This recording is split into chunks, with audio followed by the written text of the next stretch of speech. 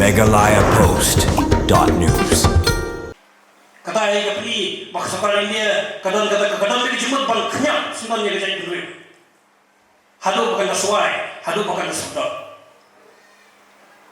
Nama balai kita tradisional mining, nanti kita bersyuati kita pada lain orang yang desi minang kaman perkat umum. Ya kita balai orang bahapan reguler dan hapan terakam sekar ini. Lalu banti orang yang mungkin yang umar pokno bama bersekaitan kesekar ini.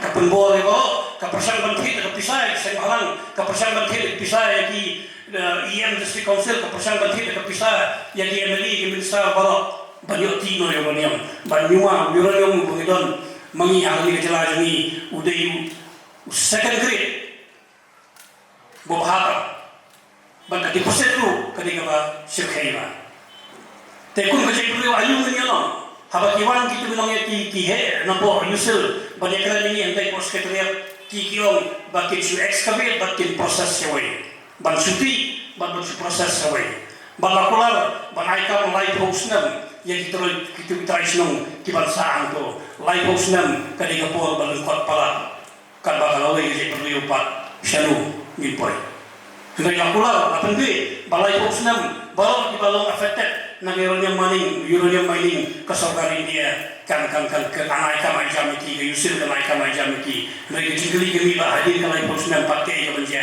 ya kecakar apa puta ya kalongmat kalongnya ya kekot kekhia jom di paralel personal ini ya kata anda mapakak. Hangtaru lah penonton kami ke district council kungkawai ke single window agency jom level ke jingtombo. Kenapa layak pasukawai ke agenda jingtombo ke jingtombo kata kalau ban pelong no municipal election. Balai bangkeran di kapansipirasi election. megalayapost.news.